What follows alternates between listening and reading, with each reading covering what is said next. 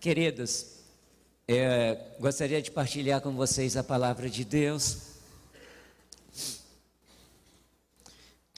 Essa surpresa realmente eu não esperava, mas Apocalipse capítulo 14, versos 6 e 7.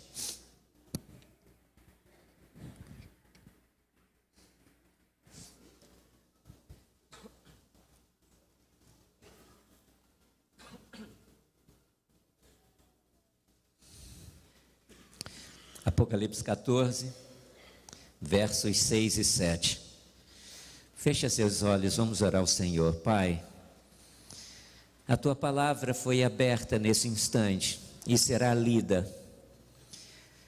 Eu quero lhe pedir que o mesmo Espírito, o Divino Espírito, a terceira pessoa divina, que inspirou os apóstolos e profetas, escritores da Bíblia, a nos escrever a palavra, a transmitir a Tua palavra para nós, que o mesmo Espírito ilumine nossa mente para compreendê-la, assim como o Senhor inspirou esses homens a escrevê-la. Por favor, nos fale através da palavra e nos alimente, nos desperte, nos direciona, faça aquilo que for preciso, mas que a Tua palavra não volte vazia nesta manhã. Te peço por Jesus, amém. Apocalipse capítulo 14, versos 6 e 7, todos com certeza sabem falar de cor. Vi outro anjo voando pelo meio do céu, tendo um evangelho eterno para pregar aos que se assentam sobre a terra, e a cada nação, e tribo, e língua, e povo, dizendo em grande voz: temei a Deus e dai-lhe glória, pois chegada é a hora do seu juízo, e adorai aquele que fez o céu e a terra e o mar e as fontes das águas. Irmãos, a palavra anjo significa mensageiro. Então, o que João viu foi que Deus enviaria nos últimos dias, antes do seu retorno a essa terra, um mensageiro com uma mensagem especial. E esse mensageiro viria no poder de Deus, porque ele iria conseguir falar com grande voz, que poderia ser ouvida por toda a terra, essa mensagem especial de Deus. Nós sabemos que Deus não deu essa prerrogativa, essa missão, Ele não comissionou anjos para pregarem o Evangelho. Então, esse anjo aqui é simbólico. Nós nunca veremos um anjo, genuinamente anjo, voando pelo meio do céu, pregando o Evangelho eterno. Mas Deus estava dizendo que nos últimos dias Ele teria um povo especial, pregando uma mensagem especial, e de maneira tão poderosa, que toda a terra iria ouvir. Agora, a pergunta é: Deus tem um evangelho eterno para anunciar ao mundo, mas que evangelho é esse? A quem Ele comissionou para pregar esse evangelho? Existe um outro evangelho diferente do evangelho eterno? Esse evangelho eterno foi dado por quem? Queridos, eu gostaria de partilhar com vocês um outro texto muito conhecido que se encontra em Mateus, capítulo 28. Todos conhecem sobre a grande comissão que tem no livro de Mateus, no livro de Marcos, no Evangelho de Marcos e também no de Lucas. Mas vamos usar o de Mateus, capítulo 28, do verso 18 ao verso 20. O texto diz: Jesus, aproximando-se, falou-lhes dizendo: toda a autoridade me foi dada no céu e na terra. Portanto, ide, fazei discípulos de todas as nações, batizando-os em nome do Pai, do Filho e do Espírito Santo, ensinando-os a guardar todas as coisas que vos tenho ordenado. E eis que estou convosco todos os dias, até a consumação dos séculos. A grande comissão foi dada por Jesus para a sua igreja. Não foi dada para apenas aqueles apóstolos, mas na sua oração do capítulo 17 de Marcos, ele diz: Pai, não oro só por esses discípulos, mas por todos aqueles que virão a crer em mim, em meu nome. Então, Jesus estava dizendo que ele não teria apenas discípulos naquela época, mas ele teria discípulos durante todo o tempo que esse mundo existisse. E a mensagem era: vocês devem ensinar o que vos tenho ensinado, vocês devem transmitir o evangelho que recebi. Irmãos, na verdade, o evangelho nos foi dado através de muitas pessoas, mas culminou em Jesus. Querem ver? Em Hebreus, no capítulo 1, o que a palavra de Deus fala a respeito disso? Hebreus capítulo 1, versos 1 e 2.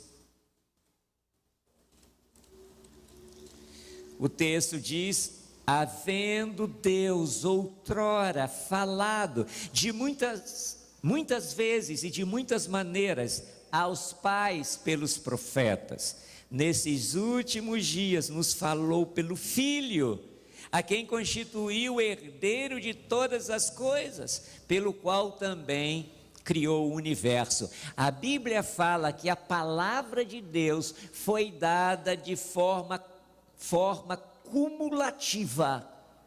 Deus falou pelos profetas. Irmãos, às vezes falamos assim: Abraão foi um bem-sucedido, como ele foi felizardo, ele falava com Deus face a face. Irmão, felizardo somos nós. Abraão não tinha a palavra de Deus, ele se encontrou com Deus, Deus falou com ele, de vez em quando Deus falava isso, porque ele era um profeta, mas era de vez em quando. Hoje Deus nos fala todo dia pela palavra. Sabe, irmãos, daí Deus, a partir de Moisés, começa a dar mensagens especiais e cria o Pentateuco. Mas o Pentateuco não era tudo que Deus queria falar. Aí Deus fala para os profetas: eu tenho uma mensagem para vocês. E a mensagem dos profetas sempre é: veio a minha palavra do Senhor. E Deus foi traduzindo para seus filhos e dando a eles mais mensagens do céu. Aí surgiu o Velho Testamento. Velho porque os homens colocaram esse nome, mas o Primeiro Testamento, Deus olhou e o Primeiro Testamento era muito bom, tão bom que Jesus só teve essa Bíblia. Foi tudo que ele conheceu, o que nós chamamos de Velho Testamento. E se o Velho Testamento foi bom para Jesus, é bom para nós também. Alguns dizem que o Velho Testamento ficou para trás, que não tem mais vigência entre nós. Nada mais falso do que isso. A palavra de Deus é sempre viva e eficaz. Realizou um trabalho extraordinário até o tempo de Jesus, e foi a palavra de Deus que Jesus conheceu. Mas sabe, irmãos, quando Jesus veio, aí ele completou o evangelho eterno que Deus queria dar aos seus filhos, o seu povo nessa terra. Então, quando o Novo Testamento termina, Deus tinha de forma progressiva e cumulativa dado ao mundo a sua palavra. O evangelho, queridos, está contido aqui. Nós podemos dizer que o Evangelho não são os 4 livros do Novo Testamento iniciais, não. O Evangelho é toda a palavra. Só que o Evangelho no Velho Testamento falava de um Salvador que viria. O Novo Testamento fala de um Salvador que já veio.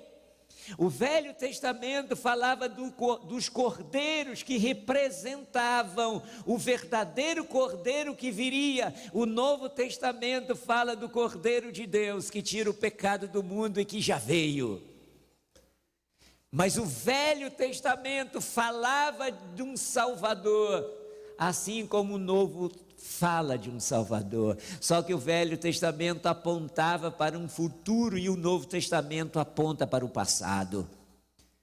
Aqueles que viveram antes, lá no Velho Testamento, precisavam crer que alguém viria para socorrê-lo. Nós do Novo Testamento precisamos crer que esse alguém já veio e morreu na cruz do Calvário por todos nós. Mas o Evangelho eterno, dado aos santos, foi dado pela palavra, tanto do Velho como do Novo Testamento. Então, quando Jesus chega e completa esse Evangelho, ele diz: vocês irão sair e vocês vão dizer a todos a respeito do que eu vos ensinei. E Jesus então completa o Evangelho, ele se torna eterno e entrega aos apóstolos a sua igreja para evangelizar o mundo.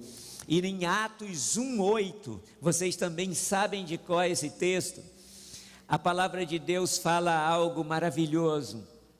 Atos capítulo 1, verso 8: e recebereis poder ao descer sobre vós o Espírito Santo, e sereis minhas testemunhas, tanto em Jerusalém, como em toda a Judéia e Samaria, e até aos confins da terra. A mensagem era clara: fiquem em Jerusalém, para que do alto sejais revestidos de poder, e quando vocês receberem esse poder, o poder do Espírito Santo, vocês sairão, e aí vocês pregarão esse Evangelho eterno em todo o mundo. E a igreja de Deus fez isso.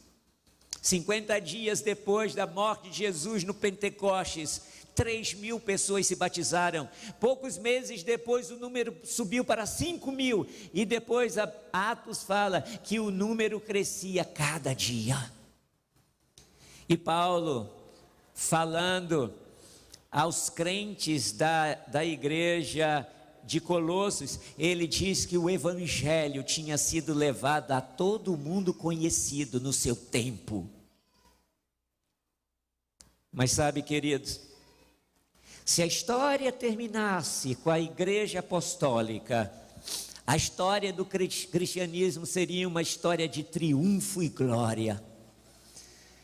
Como diz o Apocalipse, era aquela igreja pura, fiel.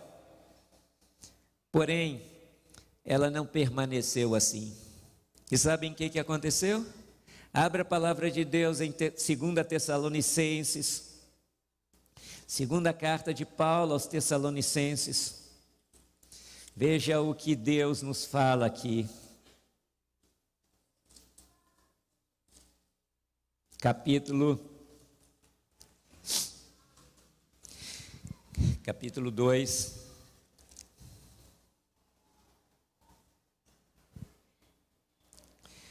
A partir do verso 1, o texto diz: irmãos, no que diz respeito à vinda do nosso Senhor Jesus Cristo e à nossa reunião com Ele, nós vos exortamos a que não vos demovais da vossa mente com facilidade, nem vos perturbeis, quer por espírito, quer por palavra, quer por epístola, como se procedesse de nós, supondo que tenha chegado o dia do Senhor.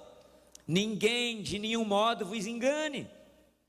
A vinda do Senhor não acontecerá sem que primeiro venha a apostasia e seja revelado o homem do pecado, o homem da iniquidade ou o filho da perdição, o qual, ou seja, esse homem se opõe e se levanta contra tudo que se chama Deus ou é objeto de culto, a ponto de assentar-se no santuário de Deus, ostentando-se como se fosse o próprio Deus. Não vos recordais de que ainda convosco eu costumava dizer-vos estas coisas? Agora sabeis que o que o detém, para que ele seja revelado somente em ocasião própria. Verso 7, com efeito, o mistério da iniquidade já opera, e aguarda somente que seja afastado aquele que agora o detém. Queridos, sabe o que a Bíblia está dizendo aqui? Paulo está dizendo aos crentes de Tessalônica: não acreditem que Jesus vai voltar em nossos dias. Não importa quem escreveu, não importa quem falou, você não vai ver Jesus voltar. Por que ele diz? Porque Jesus só vai voltar depois do período de apostasia.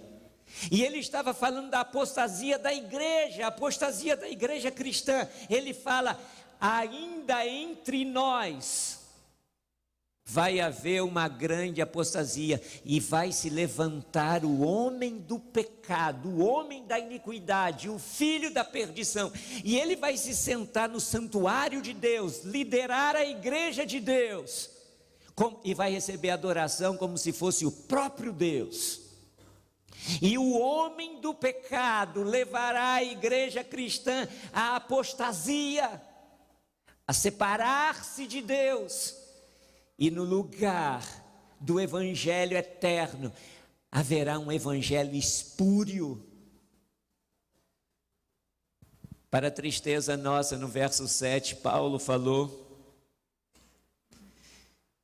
que essa apostasia, ou seja, o ministério da iniquidade já operava nos dias dele, mas havia alguém que estava proibindo que ele tivesse o poderio nas mãos.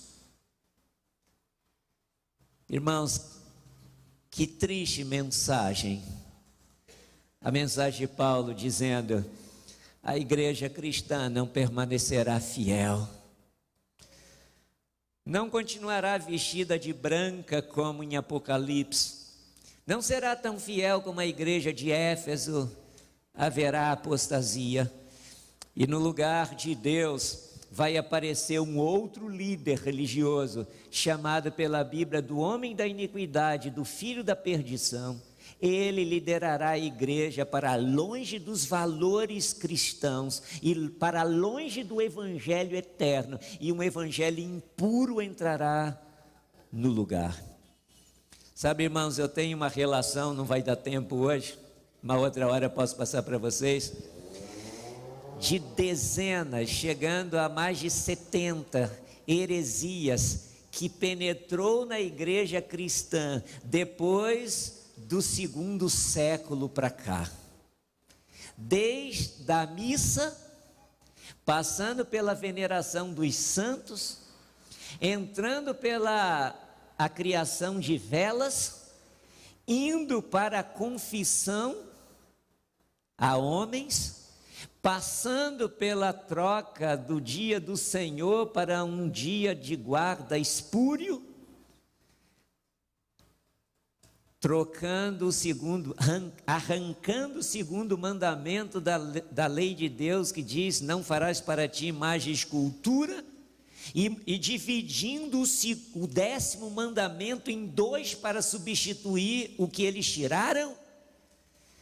E o 4º mandamento, que dizia: lembra-te do dia do sábado, foi trocado no catecismo para guardar domingos e festas. Deus falou: o homem do pecado vai se assentar no santuário e vai liderar a igreja para a apostasia. É triste ter que falar, mas a igreja romana que existe hoje é o resultado da apostasia da igreja cristã.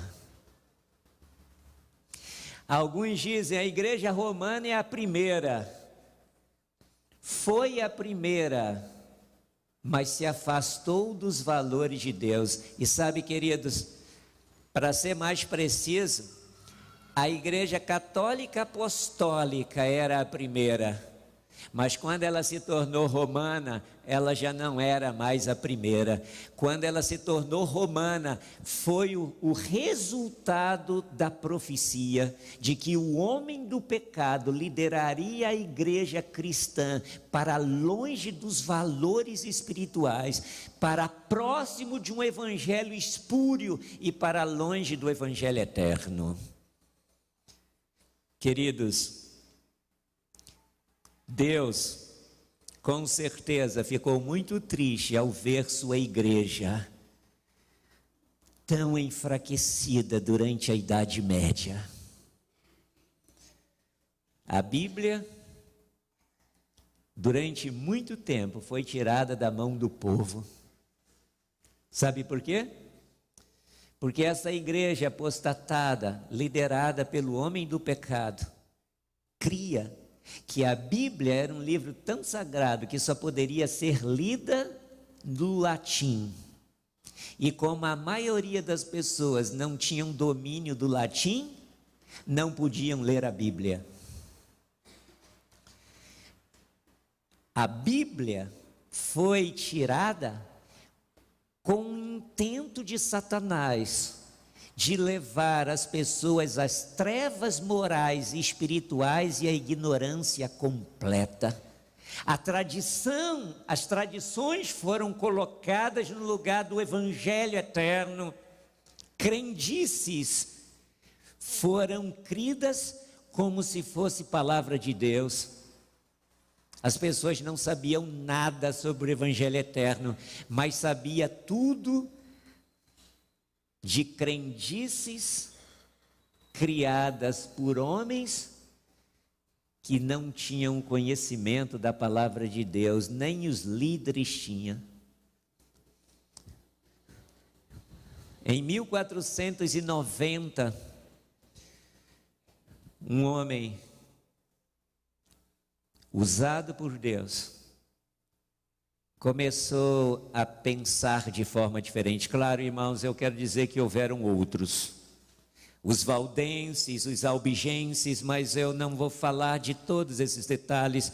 Mas Deus encontrou um homem chamado John Wycliffe, que vivia na Inglaterra. Ele começou a ter contato com a Bíblia. Como ele era um estudioso, podia ler a Bíblia no grego e também no latim. E Wycliffe, então, sonhou com uma igreja renovada. Wycliffe pensou que se a Bíblia pudesse ser dada às pessoas, as pessoas seguiriam o evangelho eterno, não as crendices. Naqueles dias, havia tantas coisas, havia tantos pedaços de madeira que diziam ser da cruz de Cristo, que daria para construir umas 100 cruzes. Haviam escadas, como a que Lutero subiu, que eles diziam que foi a que Jesus subiu no dia do julgamento. E que se alguém subisse aquelas escadas de joelho em penitência, receberia muitas dádivas e graças de Deus. Irmãos, havia tantas relíquias dos santos e de Jesus, que as igrejas estavam repletas dessas coisas e as pessoas pagavam ingresso para ter contato com essas relíquias. E se cria que se você orasse diante dessas relíquias, que você teria seus pecados perdoados. E em muitos casos, essas relíquias podiam perdoar seus pecados e os pecados de seus antepassados. E se eles estivessem no inferno ou no purgatório, poderiam ser salvos passando para o céu. O evangelho estava deteriorado. A ignorância a respeito de Deus e das verdades sagradas foi tirada do conhecimento do povo. Mas Deus olhou para o estado da sua igreja e disse: não posso deixar que os fiéis continuem sendo enganados. E Deus falou: eu preciso reformar a igreja. E Deus escolheu os reformadores, começando com Wycliffe.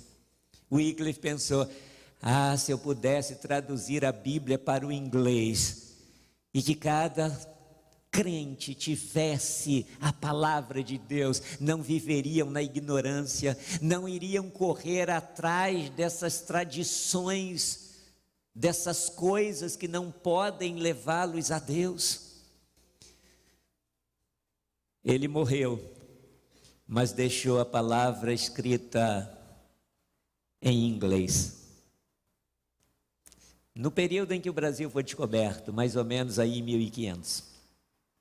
Mas sabe, queridos, a tradução dele não era fácil, era difícil.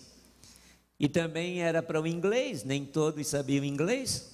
Aí surge Lutero também posteriormente dizendo: se a palavra pudesse ser traduzida para o espanhol,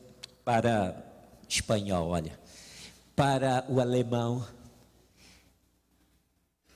Posteriormente, Tyndale, William Tyndale, também na Inglaterra, fala: eu preciso fazer uma Bíblia mais simples, de uma linguagem mais simples, para que todo cidadão britânico possa ter a palavra na sua língua. Irmãos, por isso, muitos deles foram para a fogueira. William Tyndale foi para a fogueira, porque traduziu a Bíblia para o inglês, uma língua pagã e imoral, para a igreja apostatada, que achava que a língua da perfeição, a língua em que deveria ser rezada os cultos ou missas, era sempre o latim. Por isso que quando você era pequeno, e eu me lembro disso, a missa ainda era rezada no Brasil no latim, e as pessoas não entendiam nada, sabe por quê? Porque eles diziam que essa era a língua da santa e amada igreja, sem saber que a santa e amada igreja eram aqueles que eles jogavam na fogueira, eram aqueles que eles perseguiam e tinham que fugir para os Alpes suíços, eram aqueles que eles mataram à espada, foram aqueles que eles enterraram vivos. A igreja romana nunca foi a igreja de Deus. A igreja romana é o resultado da apostasia da igreja de Deus. Mas Deus falou: eu quero que meus fiéis filhos saibam a verdade. E Deus tentou reformar essa igreja, mas a reforma fracassou. Sabe por que fracassou? A reforma fracassou porque essa igreja disse: nós não queremos reforma, nós queremos manter o que alcançamos, nós não queremos que Cristo seja o cabeça da igreja, nós estamos satisfeitos em que o cabeça da igreja seja o homem do pecado, o filho da iniquidade, o filho da perdição. E esse ainda lidera a igreja apostatada até hoje. E você pode pensar: mas pastor, será que esse líder religioso hoje é tão mau quanto no passado? Roma nunca deixou de ser quem é e quem sempre foi. É uma questão de tempo. E a ferida mortal será totalmente curada, e toda a terra adorará a besta, e toda a terra verá de novo a força de Roma, quando tentar destruir a igreja de Deus, que guarda os mandamentos de Deus e tem a fé de Jesus. Roma nunca perdeu sua pretensão.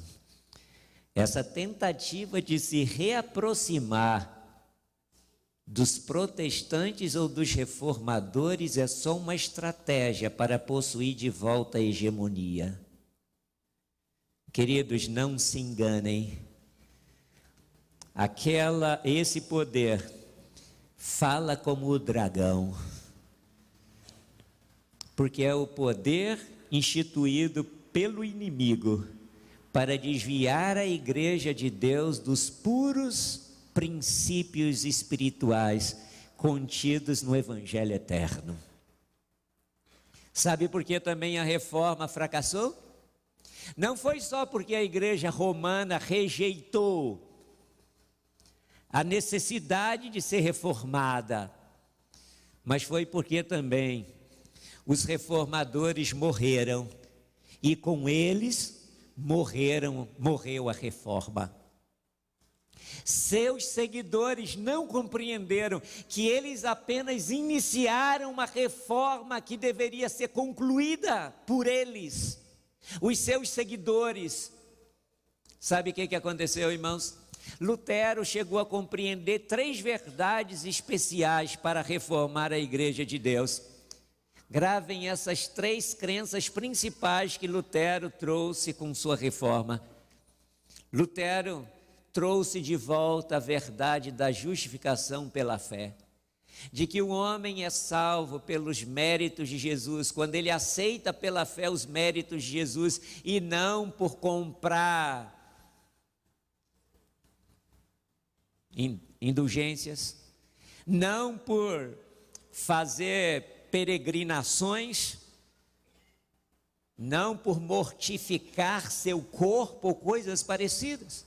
E Lutero então falou: irmão, você não pode comprar o perdão dos pecados, porque ele é oferecido gratuitamente quando Jesus derramou o seu sangue na cruz do Calvário. Então a primeira verdade que Lutero restaurou: toda pessoa é justificada pela fé nos méritos de Jesus. Então a salvação é pela graça por meio da fé, justificação pela fé. Lutero restaurou isso. Lutero restaurou outra verdade importantíssima: o sacerdócio de todos os crentes. Ele disse: não existe um clero que é o sacerdócio, e os leigos que são os que servem o sacerdócio. Ele disse: na igreja de Cristo, depois que Cristo morreu, ele se tornou nosso sacerdote no céu, e nós aqui na terra somos sacerdotes, porque podemos ir a Deus pelos méritos de Jesus, não precisamos que alguém interceda por nós diante de Deus. E ele criou a segunda crença verdadeira que precisava ser restaurado: que o sacerdócio é de todos os crentes. Gravem: sacerdócio de todos os crentes, a segunda verdade. A terceira verdade que Lutero restaurou é que o líder da igreja não era a cabeça da igreja, mas Cristo era a cabeça da igreja. Ele rejeitou a liderança espiritual da igreja romana, dizendo: Cristo é o nosso líder supremo, a Ele devemos seguir.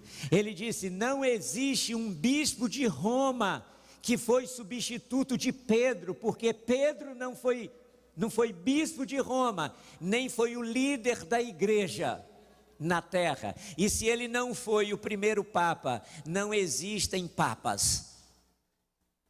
E ele então disse, Lutero disse: Cristo é a cabeça da igreja. Cristo é a pedra sobre o qual a igreja seria edificada, e não Pedro e os seus sucessores. E Lutero chegou a dizer: se existe inferno, Roma está construída em cima dele. E Lutero chegou a dizer: o bispo de Roma não é o representante de Cristo, mas o representante do diabo. Sabe, queridos, porém, quando Lutero morreu, seus seguidores pararam a reforma protestante. E alguns anos atrás, o Papa João Paulo II rezou uma missa dentro da igreja luterana mais antiga da Alemanha. Se Lutero ressuscitasse e visse aquilo, ele morria de novo, de desgosto, porque ele diria: como vocês ousaram colocar o filho da perdição, o homem da iniquidade, para realizar algo dentro da igreja reformada?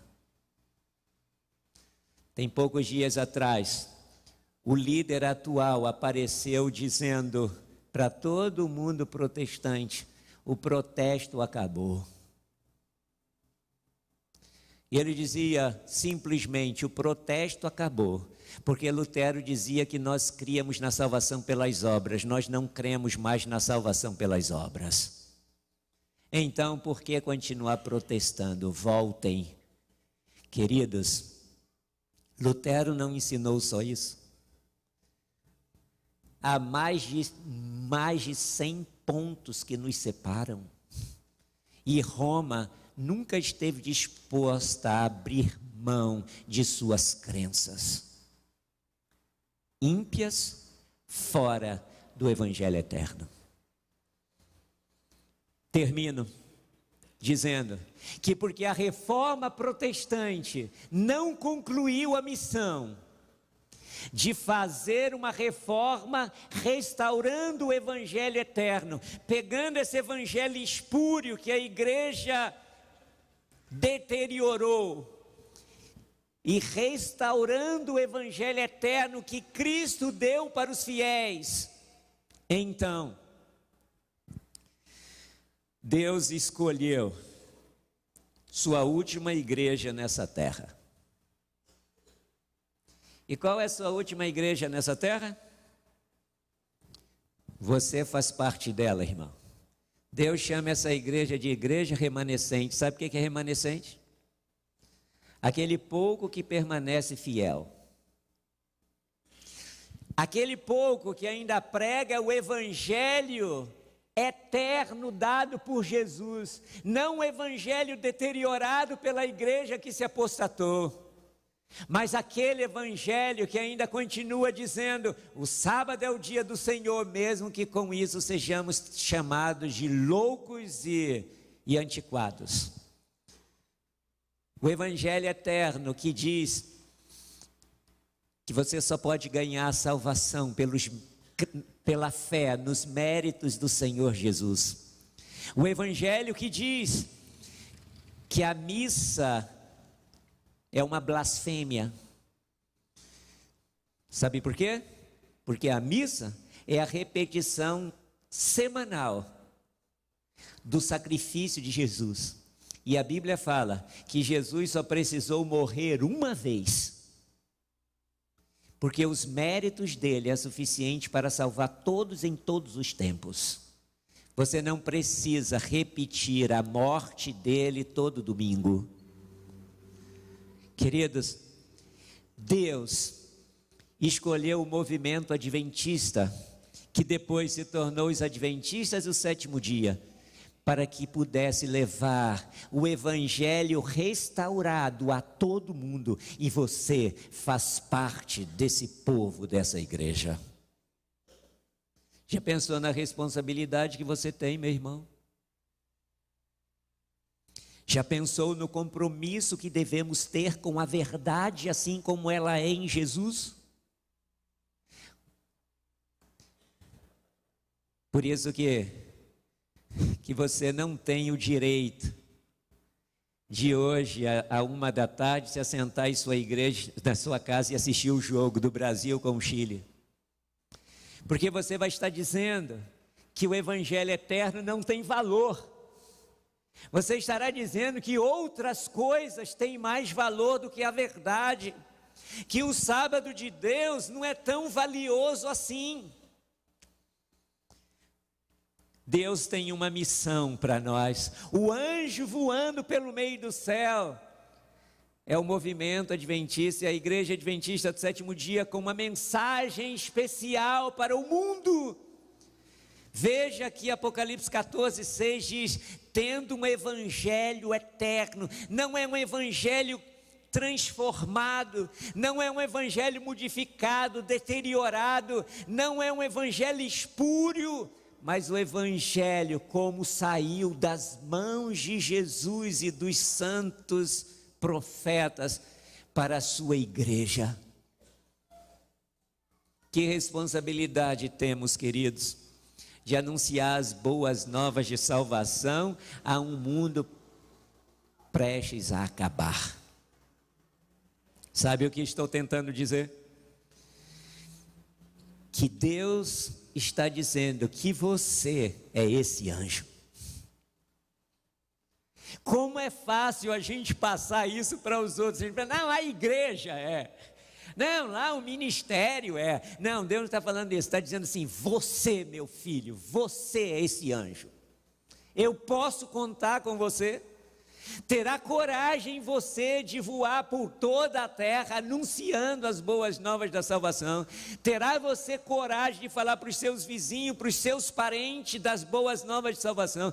Terá você coragem de pegar um livro contendo esse evangelho e entregar a alguém para que esse alguém encontre o Salvador e ouça o evangelho eterno? Queridos, hoje está em nossas mãos a verdade que um dia foi entregue aos santos. Não está mais na mão de João, de Pedro, de André, de Tiago, de Bartolomeu, dos apóstolos apenas. Está na sua mão, na mão de Elias, na mão de Manuel, na mão de Gabriel, na mão de Maria, na mão de Eunice. Está nas nossas mãos o evangelho que um dia foi dado aos santos. E que nós temos agora o privilégio, mas também a responsabilidade de partilhar com o mundo todo. Que decisão tomaremos?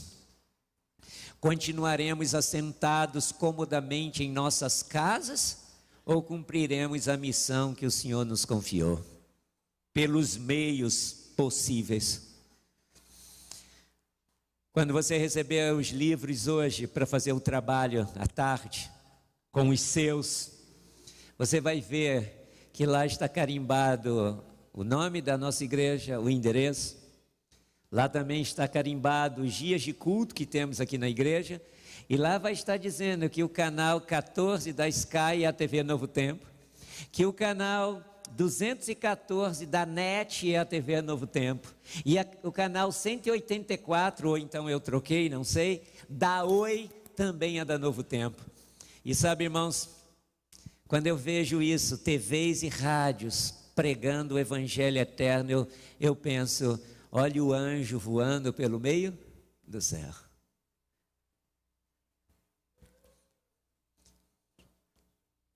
O evangelho está sendo pregado. Tem cidades onde tem TV aberta já, pessoas chegam na igreja dizendo, aqui é a igreja da Novo Tempo? Aqui é a igreja da Novo Tempo. Aqui é que vocês guardam o sábado de Deus? Sim, nós guardamos o sábado de Deus. É aqui que vocês ensinam que o ser humano ao morrer não vai para o céu nem para o inferno, mas fica repousando até a ressurreição? Sim, é aqui. Então eu quero me batizar que eu já estou pronto.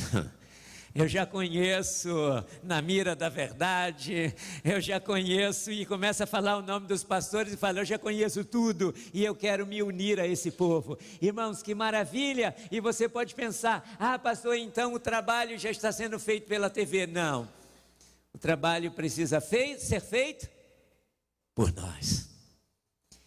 Porém, a TV nos ajuda, por isso que no carimbo já tem os canais em que a TV Novo Tempo está sendo retransmitido, e a associação fez um processo legal para que em breve tenhamos na nossa cidade um canal aberto da TV Novo Tempo.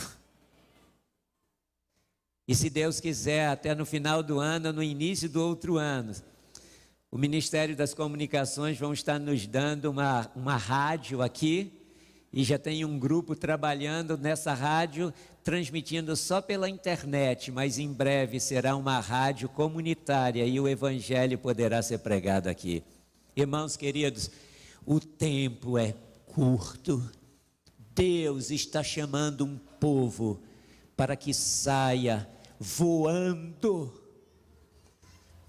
anunciando as boas novas de que Jesus vai voltar para a salvação eterna.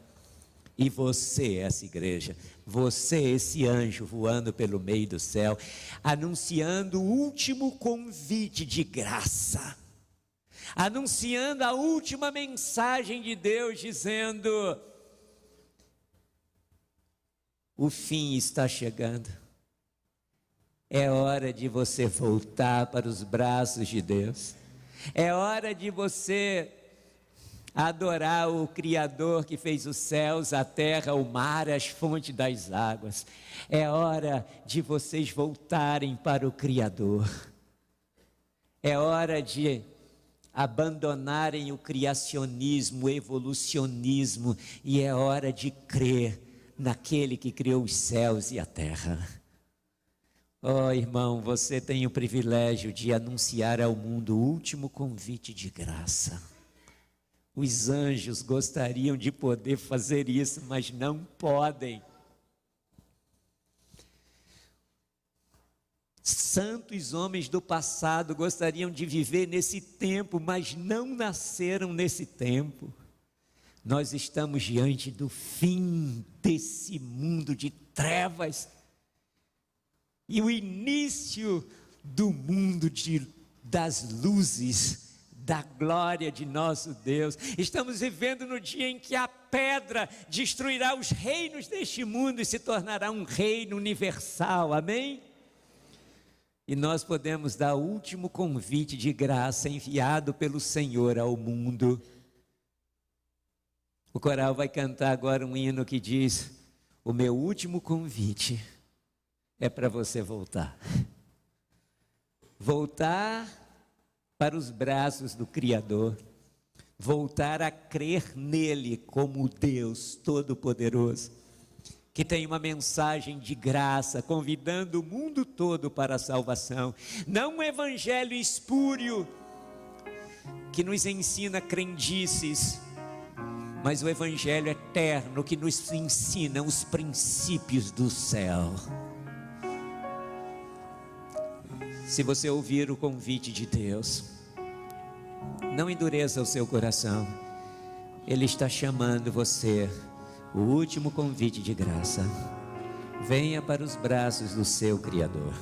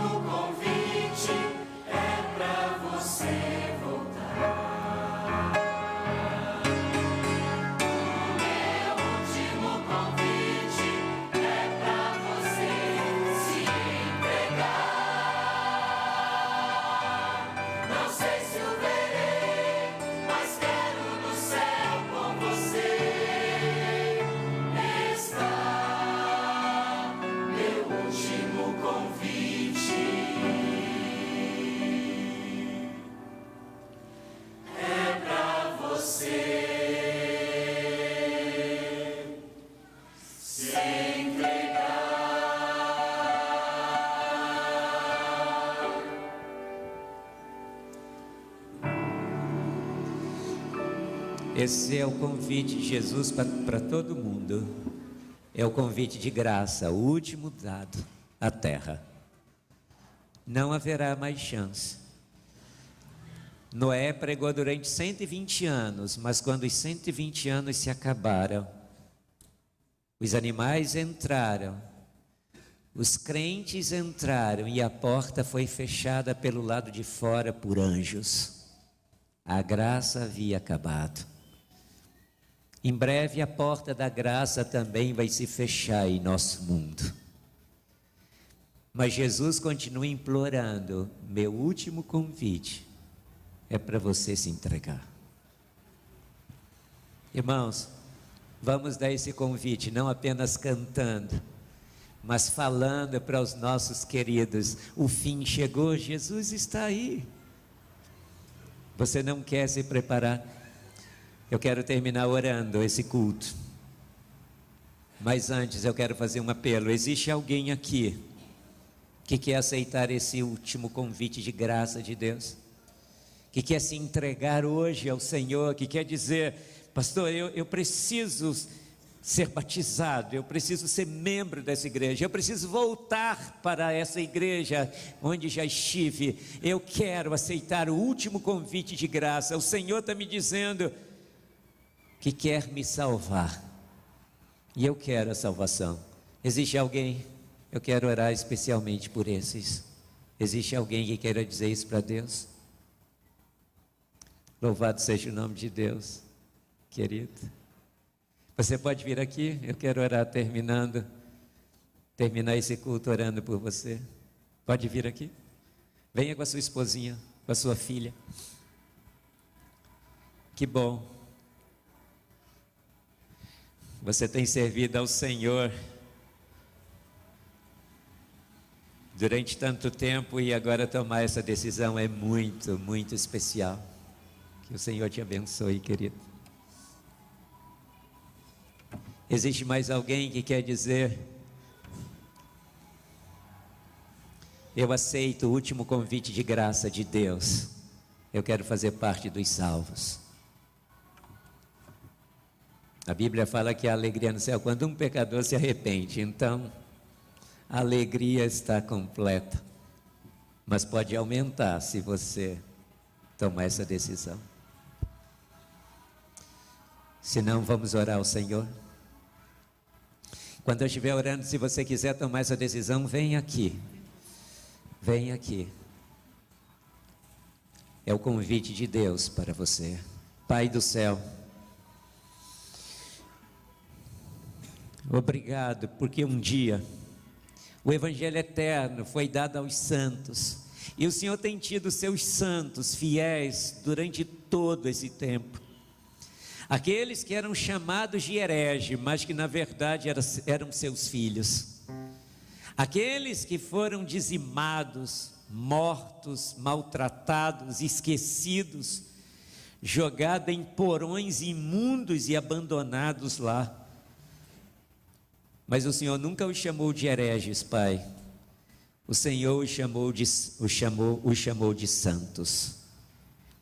Esses santos, Pai, fiéis, durante tanto tempo, diante de tanta perseguição, permaneceram firmes, mas naquele dia, quando Jesus voltar, as sepulturas se abrirão e esses santos sairão para a glória eterna. Pai, hoje nós recebemos o Evangelho eterno para proclamar ao mundo. Não um evangelho corrompido, espúrio, deteriorado, com invencionices humanas, ou com tentativas de adaptar ao mundo atual a tua santa palavra, Pai, mas temos o evangelho que foi ensinado por Jesus e queremos anunciar ao mundo, e a essência desse evangelho é: se voltem para Deus, pelos méritos de Jesus, porque o fim chegou. Pai, é o último convite de graça, que nós nos sintamos abençoados por podermos dar essa última advertência ao mundo. Então, Pai, nos dote com o poder do Espírito Santo, com capacitação Capacite nossos irmãos quando hoje forem entregar esses livros aos seus amigos, vizinhos, parentes, conhecidos, ou também a algum desconhecido, que eles possam se lembrar que são parte deste povo, voando pelo meio do céu, dando a última mensagem de advertência, o último convite de graça. E que muitos possam aceitar este convite, como hoje temos aqui nosso irmão que aceitou. Te agradecemos, Pai, porque temos em nossas mãos esse privilégio, mas também é uma grande responsabilidade. Pai, nos capacite para isso. Te pedimos por Jesus. Amém. Amém.